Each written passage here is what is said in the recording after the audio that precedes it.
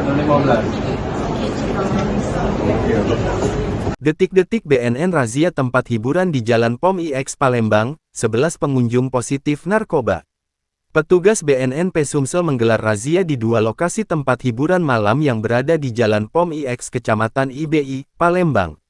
Razia yang digelar Minggu, tanggal 22 Desember tahun 2024 dini hari ini, petugas BNN berhasil mengamankan 11 orang pengunjung positif narkoba.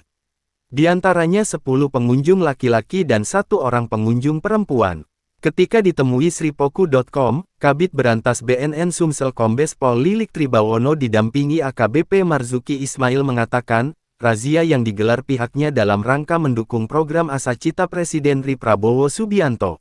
Yang pertama adalah kita menindaklanjuti dari perintah pimpinan kami, yang kedua adalah kita